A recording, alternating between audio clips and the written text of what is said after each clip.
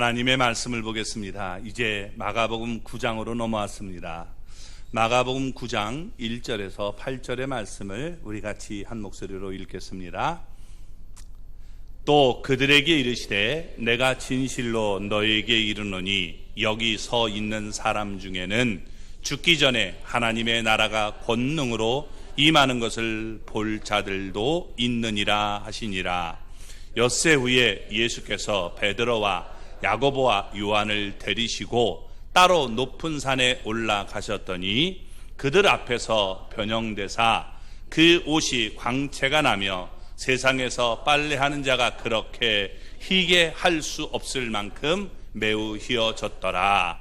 이에 엘리야가 모세와 함께 그들에게 나타나 예수와 더불어 말하거늘 베드로가 예수께 고하되 랍비여 우리가 여기 있는 것이 좋사오니 우리가 초막셋을 짓되 하나는 주를 위하여 하나는 모세를 위하여 하나는 엘리야를 위하여 하사이다 하니 이는 그들이 몹시 무서워하므로 그가 무슨 말을 할지 알지 못함이더라. 마침 구름이 와서 그들을 덮으며 구름 속에서 소리가 나되 이는 내 사랑하는 아들이니 너희는 그의 말을 들으라 하는지라. 문득 둘러보니 아무도 보이지 아니하고 오직 예수와 자기들 뿐이었더라. 아멘. 할렐루야. 하나님의 은혜와 복이 오늘도 주님 앞에 나온 우리 사랑하는 성도 여러분 삶 속에 가정 속에 언제나 함께 하시기를 주님의 이름으로 축원합니다. 우리 옆에 분 손 붙잡고 우리 서로 이렇게 인사 나누겠습니다. 하나님의 영광을 드러내며 삽시다. 네. 당신 때문에 정말 살만 납니다. 네. 오늘따라 더욱 예뻐 보입니다. 네. 자리를 잘 앉아야 될 것 같아요. 왜냐하면 부부간이 아닌 사람이 남녀가 이렇게 같이 앉으니까 서로를 참 곤란해요. 그렇죠? 그러니까 이 부부간에 앉으시고 또 혼자 오셨으면 이렇게 여러분 그 여자는 여자끼리 좀 앉아서 이렇게 앉으시면 좋을 것 같아요. 괜히 서로 이렇게 보면 참 곤란하잖아요. 예, 그래서 꼭 여러분들 하나님의 은혜와 복이 넘쳐나기를 주님의 이름으로 축원합니다.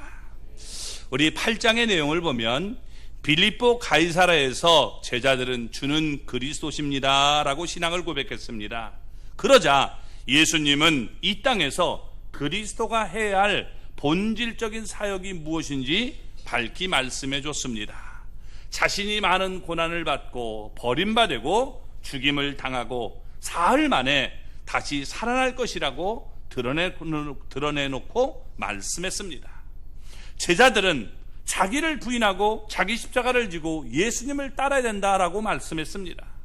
그렇지만 십자가의 고통은 너무나 끔찍하기 때문에 예수님이 잡히실 때 제자들은 모두 다 예수님을 버리고 도망칠 것입니다. 장차 제자들은 온 천하에 다니며 만민에게 복음을 전파해야 합니다. 순교자가 되어서 예수님과 복음을 위해서 목숨을 잃어야 될 순간이 오기 때문에 예수님은 그들을 위로하며 소망을 줄 필요가 있었던 것입니다. 그래서 예수님은 우리 마가복음 8장 38절을 보면 예수님은 자신이 하나님의 영광으로 거룩한 천사들과 함께 올 것이다 라고 말씀하시면서 나와 내 말을 부끄러워하셔는 안 된다 라고 말씀했습니다. 예수님의 현재의 이 고난 너머에 장차 영광이 있음을 보여주면서 우리 영광을 바라보며 우리 힘있게 승리해야 된다라고 말씀해 주고 있는 겁니다. 그래서 예수님은 자신의 영광스러운 모습을 실제로 제자들에게 보여줬습니다.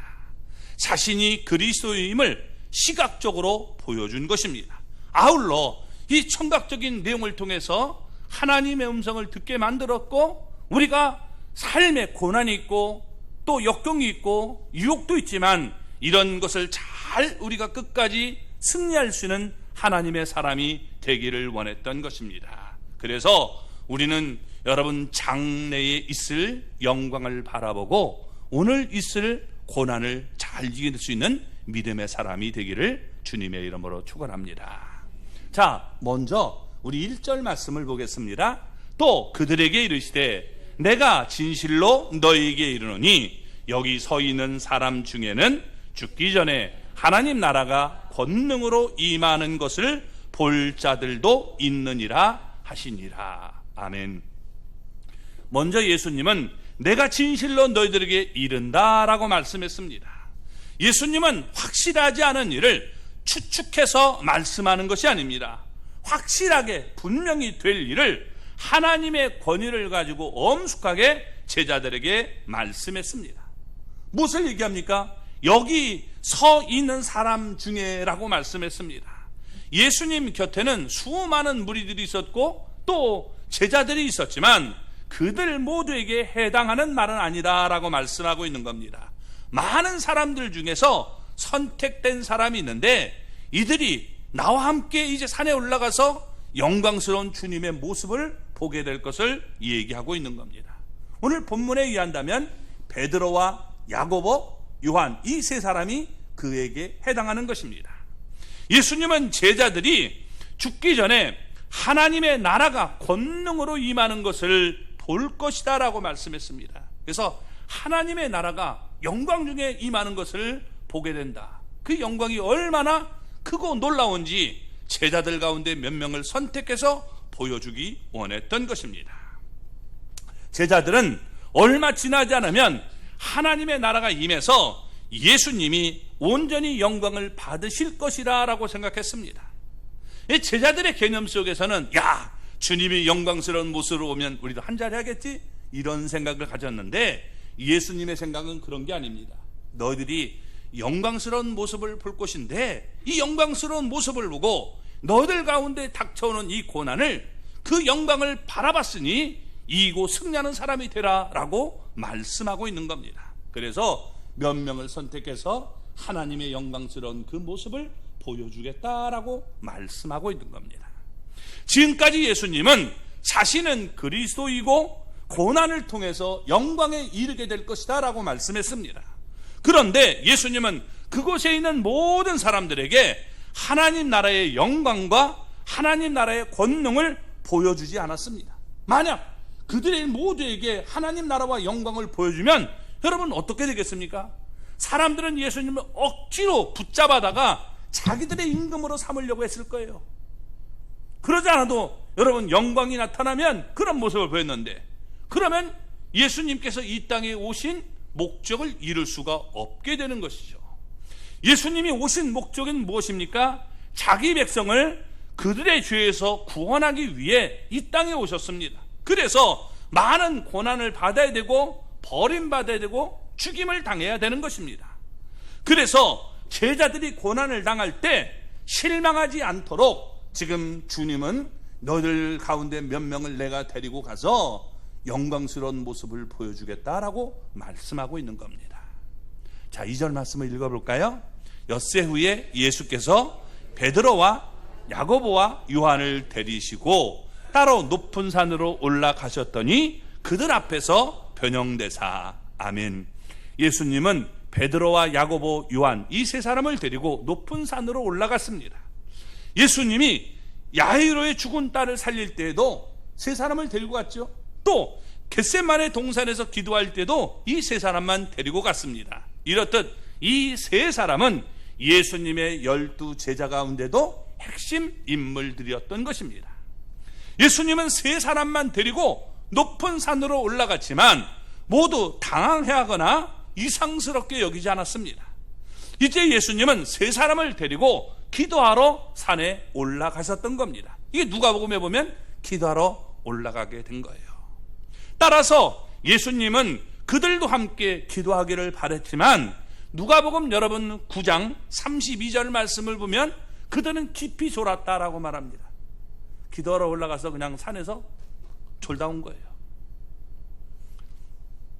얼마나 안타깝습니까? 자, 예수님이 하나님의 이 본체의 영광을 드러낸다면 예수님이 그리스도인 것을 그들은 두 눈으로 똑똑히 보고 분명히 증거하게 될 것입니다. 그래서 그들 가운데 몇 사람을 선택해서 올라가셨는데, 여러분 신명기 우리 19장 15절 말씀을 보면 이렇게 얘기합니다. 한 증인으로만 정할 것이 아니요 두 증인의 입으로나 또는 세 증인의 입으로 그 사건을 확정할 것이며, 그러니까 어떤 사건을 여러분 그냥 들리는 소문에 의해서는 곤란하다는 거예요. 이게 증거가 되려면, 채택이 되려면, 사건을 확정하려면 2명, 3명, 그러니까 2-3명의 증인이 있어야 된다는 거예요. 함부로 판단하면 안 된다라고 말하고 있는 거죠. 변화산에서 베드로, 야고보, 요한 이 세 사람을 데리고 간 것은 하나님의 영광을 보여주고 그들이 증인이 되는 것을 분명히 말하기 위한 것이었습니다. 그러니까 그들은 셋이니까 자기들이 본 것을, 들은 것에 대해서 증거할 수 있는 증인의 자격이 충분히 될 수 있었다는 것입니다. 그래서 예수님은 그들 앞에서 변형이 되었는데, 누가복음 9장 29절의 말씀처럼 예수님의 용모가 여러분 변화됐습니다. 예수님은 지금 예수님의 본체는 하나님이십니다. 그래서 예수님의 본질은 결단코 변질될 수가 없는 거예요. 그러므로 이때 예수님의 용모, 곧 외모가 여러분 변화가 됐다는 겁니다. 예수님의 외모는 일반 사람들과 다름없이 이 땅에 오셨어요. 사람으로 오셨기 때문에 우리가 똑같은 모습을 가지고 오신 겁니다. 그런데 갑자기 세 제자들 앞에서 용모가 확 변해버렸습니다. 예수님이 일시적으로 자신이 입고 있었던 이 육체의 옷을 벗어버린 것입니다. 그러니까 육체 안에 감추어진 하나님의 이 본체의 영광이 확 드러나게 된 겁니다. 그러면 이때 여러분 예수님의 변형된 모습은 어떠했을까요? 오늘 여기 3절을 보면 이렇게 말합니다. 그 옷이 광채가 나며 세상에서 빨래하는 자가 그렇게 희게 할 수 없을 만큼 매우 휘어졌더라. 예수님의 얼굴이 해처럼 빛났다라고 마태복음 17장 2절은 얘기합니다. 그러니까 얼굴이 정말 해처럼 빛나게 되는 거예요. 제가 그림을 잘 그리면서 설명하면 좋겠는데, 저는 그림에 대한 완전히 꽝이기 때문에 그럴 능력 없고, 여러분 성화에 보면 그런 게 굉장히 많이 나와요. 성화를 대부분 보면 뒤에 이렇게 동그랗게 원형으로 나오는 것이 있고 반원형으로 이렇게 되는 것도 있죠. 그죠? 또 이게 빛이 쫙 나는 그런 모습도 보여줍니다. 하여튼 그런 모습으로 비춰지게 됐다는 겁니다. 근데 예수님의 이 얼굴만 변화된 게 아니라 여러분 어떻게 돼요? 이 옷이 아주 휘어지고 광채가 났음을 오늘 또 말씀해 주고 있는 겁니다. 그런데 그 옷이 광채가 나는데 세상에서 빨래를 아무리 잘하는 자가 빨아도 그렇게 휘어지게 할 수 없다. 매우 휘어졌다라고 말하고 있습니다. 그러니까 예수님이 지금 이 빛으로 광채가 꽉 났음을 우리에게 보여주고 있는 겁니다. 이게 뭘 얘기할까요? 예수님의 영광이 나오는 빛이 지금 너무나 밝아서 사람의 언어로는 표현할 수 없다는 거예요. 너무나 이게 밝기 때문에 이게 표현이 안 되는 거예요. 여러분 보세요. 빛이 너무 밝으면 어떻게 돼요? 눈부시죠. 눈부시기만 해요. 그냥 쳐다볼 수가 없는 거예요. 눈 못 뜨잖아요. 그죠? 저도 이제 조금 나이가 드니까 이 빛이 되면 눈을 못 뜨겠어요. 그래서 자꾸 찬송하다도 감아요. 이게 왜? 또 눈을 감으면 안 보이잖아요. 그러니까 또 이게 뜨고 이게 자꾸 벗었다 이게 하는데 그런 모습이 있어요. 얼마나 안타깝습니까? 너무나 강하니까 여러분 제대로 볼 수가 없는 거예요. 예수님은 빛이다라고 말합니다. 우리 요한복음 8장 12절에 보면 예수님은 빛이다라고 말씀하죠. 또 그 얘기는 조금도 어둠이 없다라고 요한일서 여러분 1장 5절에는 말씀했습니다. 그러니까 이 지금 빛으로 나타난 이 모습은 예수님이 여러분 하나님이 빛이기 때문에 그런 모습으로 지금 나타났음을 보여주는 거예요. 예수님 자신이 하나님이심을 우리에게 보여주고 있는 겁니다. 그래서 예수님은 하나님의 아들, 곧 하나님이심을 스스로 증거하고 있는 것입니다. 혹시 우리 가운데 아직까지 신앙생활 하는데 예수님을 그저 우리가 어떤 도덕군자처럼 생각하고 있지 않습니까? 뭐 예수님이 석가모니나 공자님이나 뭐 소크라테스 뭐 그런 사람과 하나다 이렇게 생각하고 있다면 아직도 주님을 제대로 알지 못하고 있는 거예요. 성경은 계속해서 얘기하는 것이 예수님은 하나님이시다라고 하는 것을 말씀해주고 있습니다. 예수님이 하나님이라는 사실을 아직도 의심을 품고 있다면 그 사람은 성경을 읽지 않고 있기 때문입니다. 또 성령을 받지 못했기 때문에 그렇게 되는 거예요. 성령님께서 우리에게 임하시면 여러분 예수님이 여러분 정말 하나님이시라고 고백할 수밖에 없는 겁니다. 그래서 성경을 읽고 성경을 믿으면 또 성령이 임하게 되면 여러분 요한복음 20장 28절에 나오는 도마의 고백처럼 예수님은 나의 주님이시며 나의 하나님이십니다 라고 고백하게 되는 겁니다. 이런 고백이 저와 여러분의 고백이 되기를 주님의 이름으로 축원합니다. 그러면서 이제 더 증언하기 위해서 모세와 엘리야가 등장을 합니다. 자, 4절 말씀을 읽어볼까요? 이에 엘리야가 모세와 함께 그들에게 나타나 예수와 더불어 말하거늘. 아멘. 자, 그들이 증언할 일은 예수님이 예루살렘에서 장차 별세하신 것이다, 별세할 것이다 라고 누가복음 9장 31절에는 얘기합니다. 우리 본문에는 그런 얘기가 나오지 않지만 누가복음을 보면 그런 얘기를 나누고 있는 거예요. 자, 모세가 또 엘리야가 예수님이 이 땅에 오셔서 하실 일이 뭐냐? 그에 돌아가셔야 된다는 거예요. 그거에 대해서 나누고 있는 겁니다. 모세는 여러분 율법을 기록한 사람이죠. 엘리야는 바알을 섬기는 자들을 무찌르는 선자였습니다. 선자라는 것은 여러분 하나님의 말씀을 받아서 백성들에게 전하는 자입니다.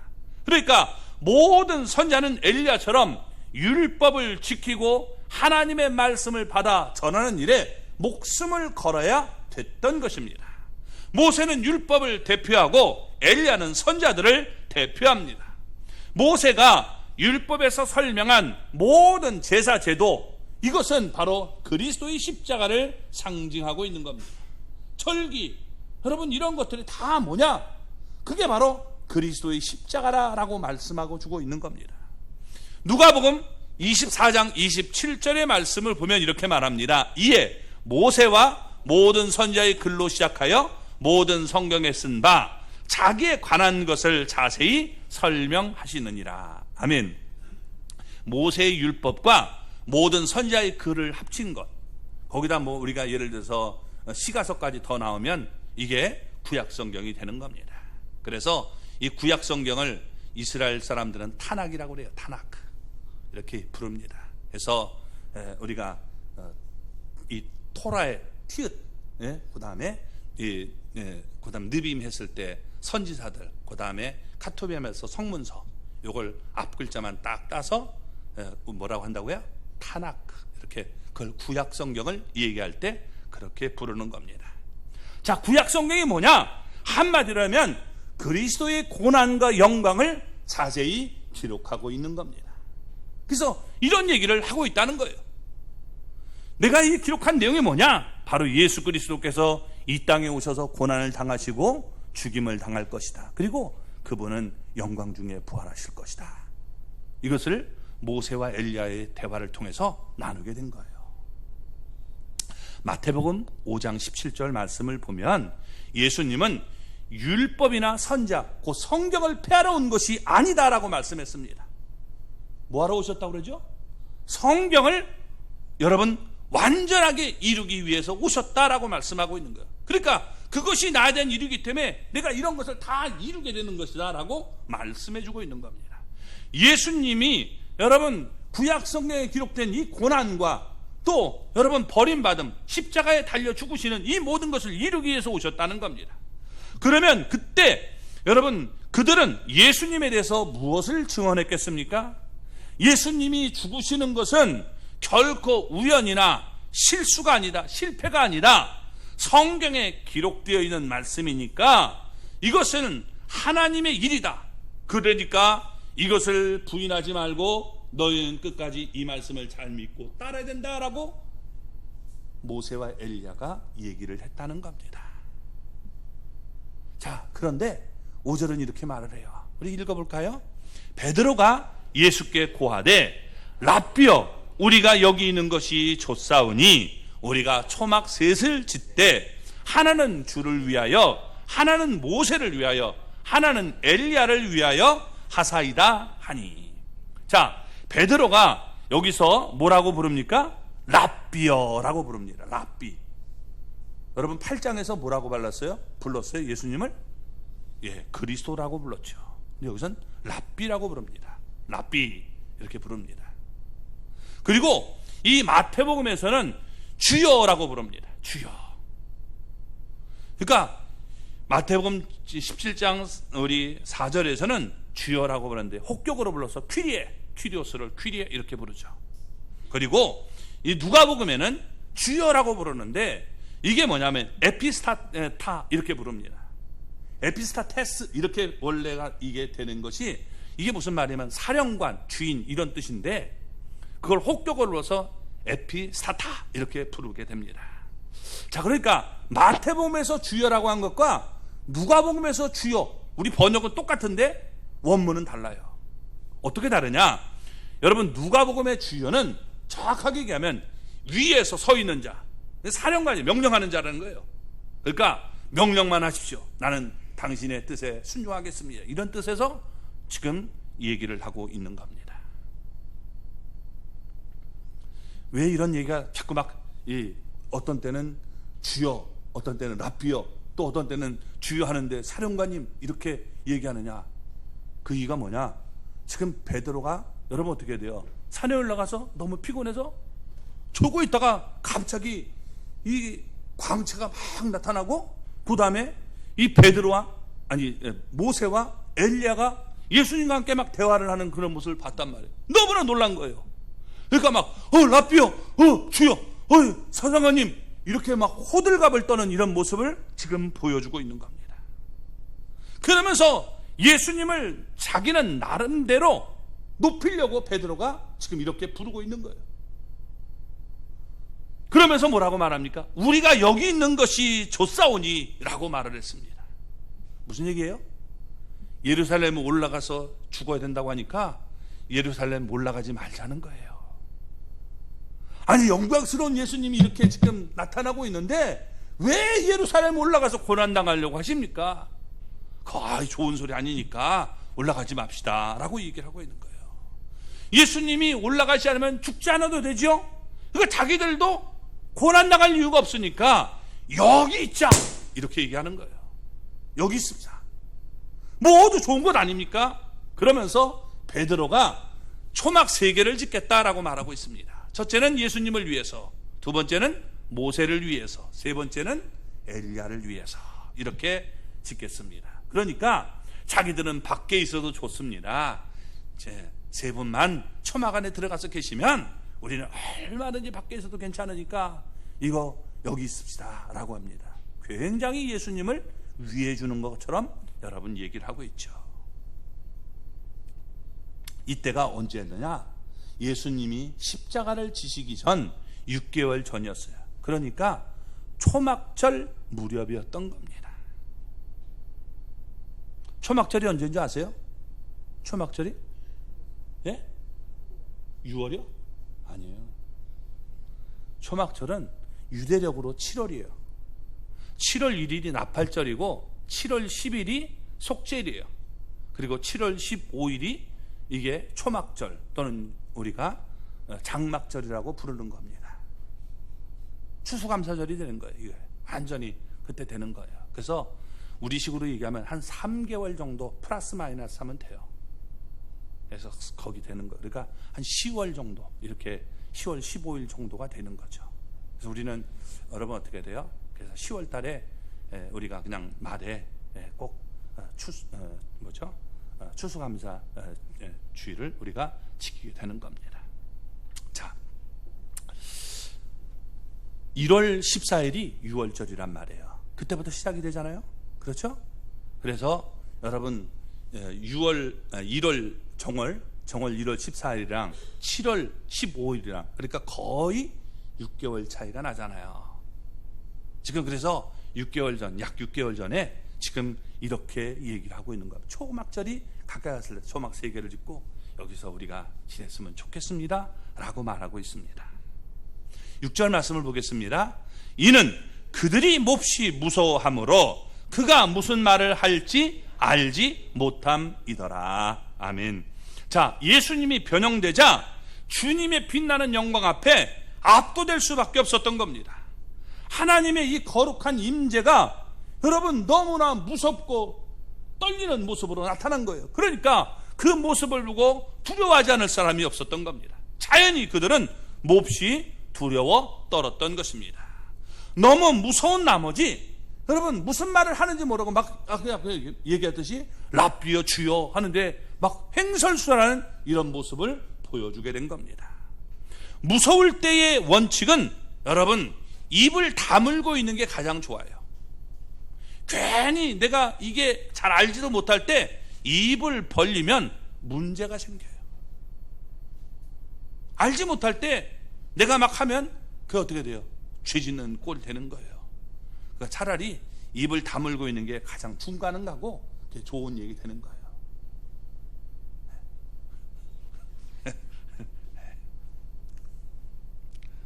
예.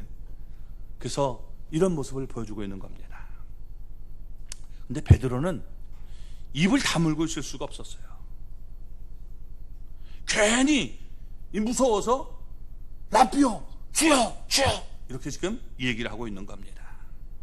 그러면서 예수님을 모세와 엘리야 수준으로 이렇게 지금 내려서 생각하고 있다는 겁니다.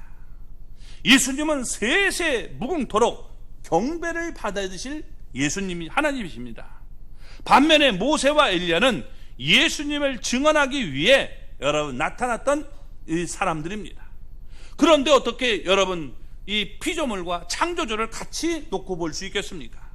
게다가 베드로의 상황 파악을 제대로 하지 못한 이런 모습을 볼 수가 있는 겁니다. 그래서 여러분 예수님이 이렇게 영광스러운 모습을 보여줬는데 지금 베드로는 막 우왕좌왕하는 그런 모습을 얘기하고 있는 겁니다.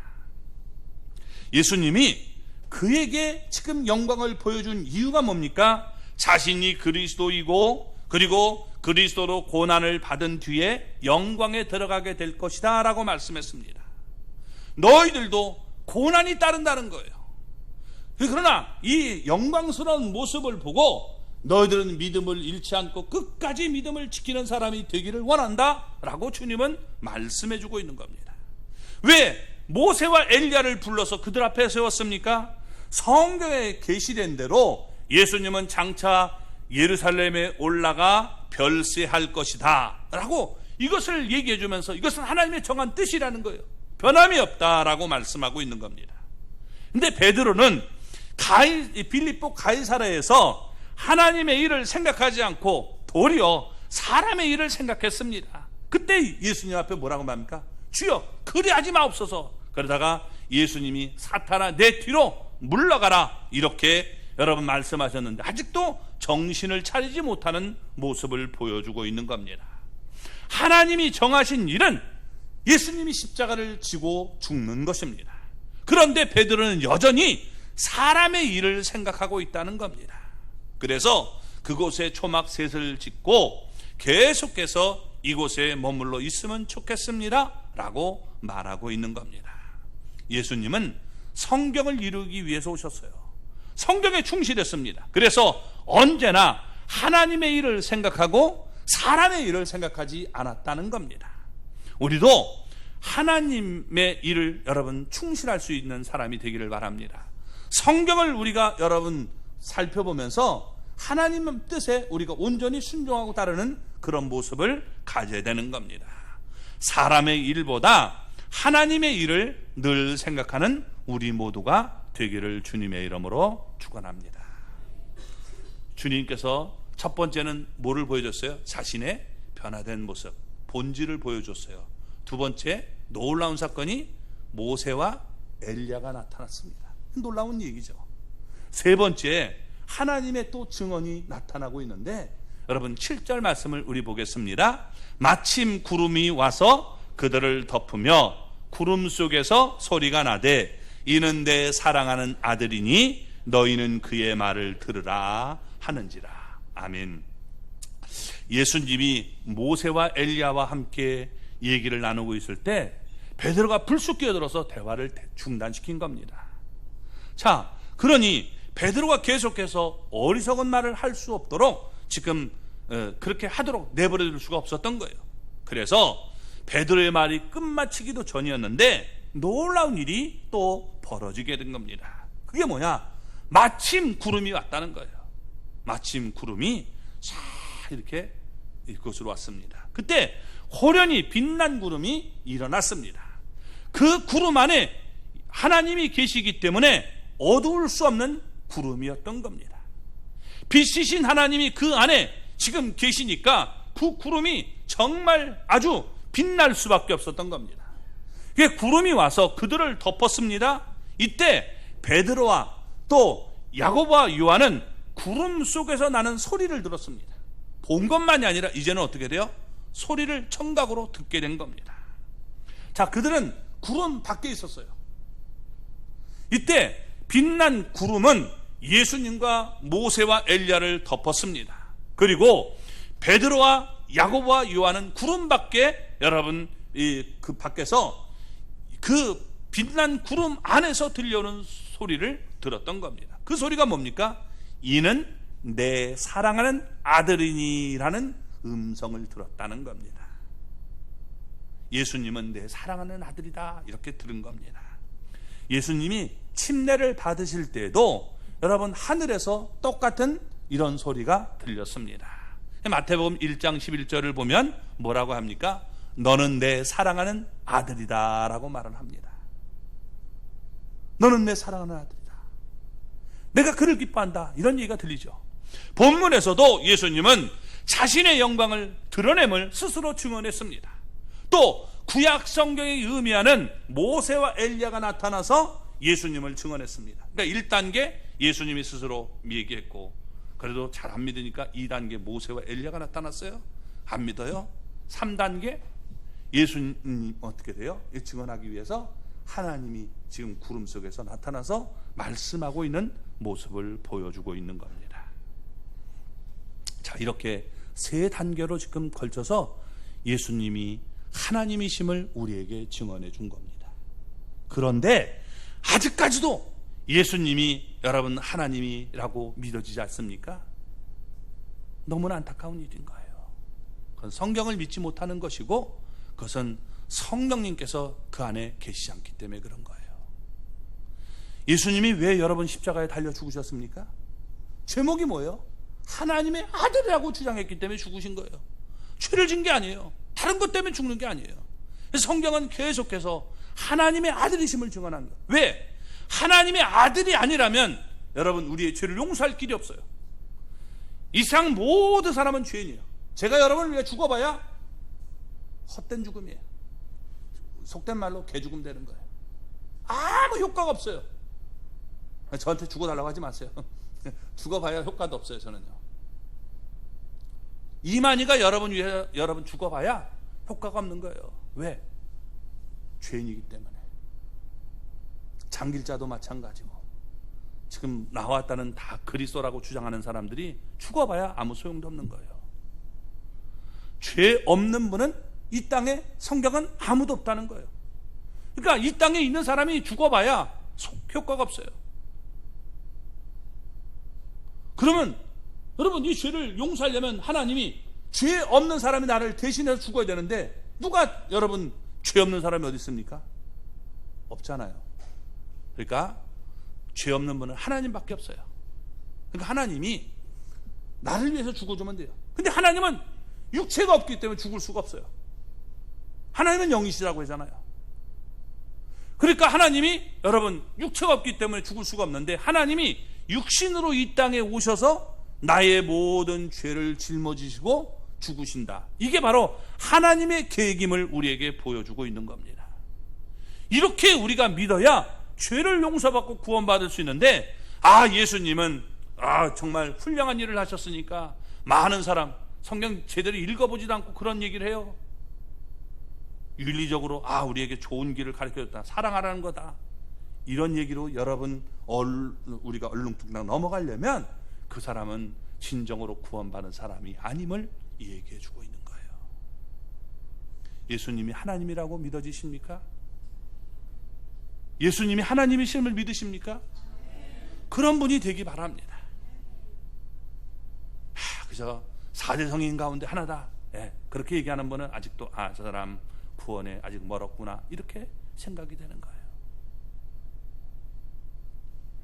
성경이 지금 얘기하는 것이 뭐냐면, 스스로 예수님께서 하나님의 모습을 보여줬고, 그리고 구약 성경을 통해서 여러분 모세와 엘리야를 통해서 보여줬고, 하나님이 여러분 구름 중에 나타나서 그렇게 지금 말씀을 친히 해주셨다는 겁니다.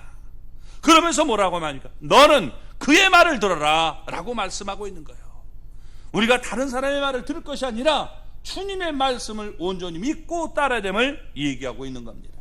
그런데 베드로는 사람의 일을 생각했어요. 그러므로 그의 입을 다물고 있는 게 좋은 거예요.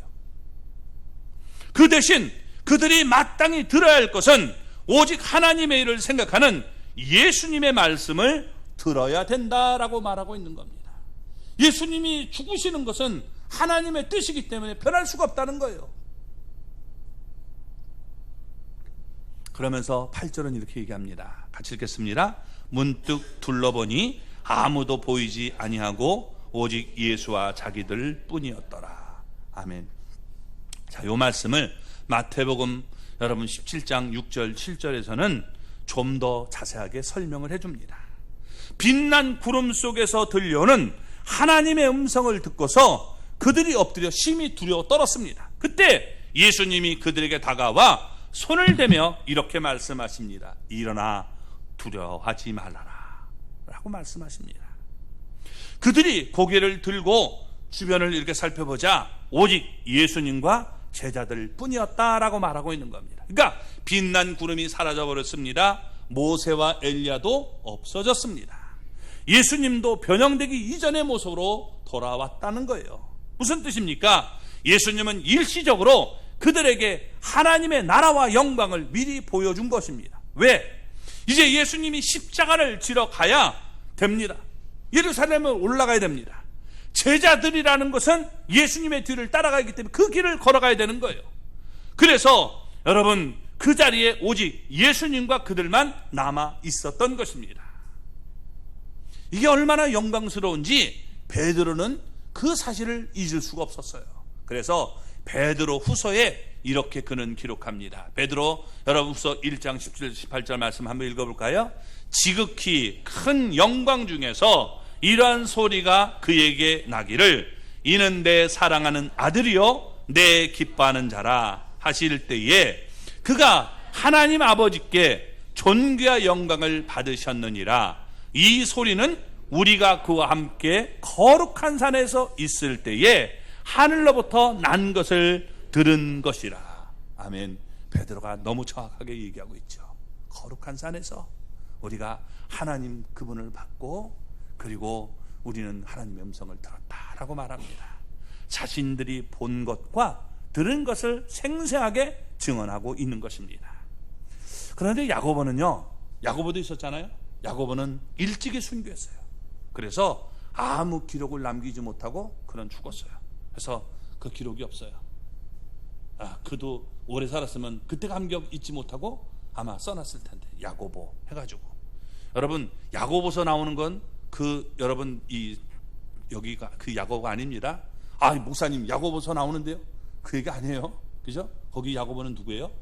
예수님의 형제고 사도 야고보는 일찍 죽었단 말이에요. 그래서 그거 아닙니다. 또 한 사람이 있었죠. 누구예요? 세 사람이 올라가서 봤잖아요. 요한. 그렇죠.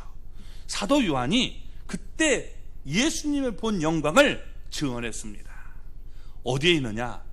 요한 1서에도 여러분 잘 나타나고 있고 그리고 여러분 요한복음 1장 14절에 아주 축약해서 잘 써놓고 있습니다. 같이 한번 읽어볼까요? 말씀이 육신이 되어 우리 가운데 거하심에 우리가 그의 영광을 보니 아버지의 독생자의 영광이요 은혜와 진리가 충만하더라. 아멘.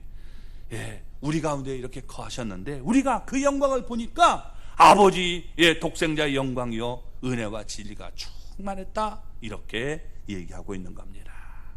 본문을 통해서 우리에게 무엇을 얘기해 주고 있습니까? 예수님은 그리스도시고 하나님의 아들이시다라고 말씀해 주고 있다는 겁니다. 그래서 현재의 고난 너머에 장래의 영광이 우리에게 기다리고 있다는 거예요. 우리가 이 땅에서 여러분 살아가는 것이 여기서 영원히 사는 게 아니에요. 우리는 잠시 이 땅에 여러분 왔다 가는데 영원한 천국이 기다리고 있어요. 그래서 거기는 영광스러운 모습을 우리에게 보여준 겁니다. 그래서 너희들이 이 땅에 살아갈 때 자기를 부인하고 자기 십자가를 지고 나를 따라야 한다. 너희 삶에 나와 같은 그런 십자가가 있지만 이것을 잘 이겨야 된다라고 말씀해주고 있는 거예요. 하나님의 영광을 보여주면서 야, 영광이 이렇게 있다, 분명히 천국이 있다, 분명히 영광이 있다, 이렇게 보여주고 있는 거예요. 하나님은 우리에게 감당하지 못할 시험을 허락하지 않습니다. 우리는 갈보리보다 변화산을 더 좋아하는 존재예요. 고난 좋아합니까? 아니죠. 변화산, 영광, 그죠? 그것만 좋아합니다. 그런데 예수님은 우리에게 이렇게 말씀하고 있는 거예요. 변화산의 영광도 좋지만 여기 머물러 있지 우리가 없고, 우리가 여러분 십자가 뒤에 영광이 있다는 거예요. 그래서 십자가를 두려워하지 말고 영광스러운 주님을 바라보고 우리가 끝까지 믿음을 잘 지켜나갈 수 있는 사람이 되기를 원하고 있다는 거예요. 우리가 살아가는 동안 여러분 고난이 있어요. 고난만 있는 게 아니라 유혹도 있어요. 그러나 우리는 영광의 나라를 바라보면서 고난도 유혹도 이길 수 있는 저와 여러분이 될 수 있기를 주님의 이름으로 축원합니다.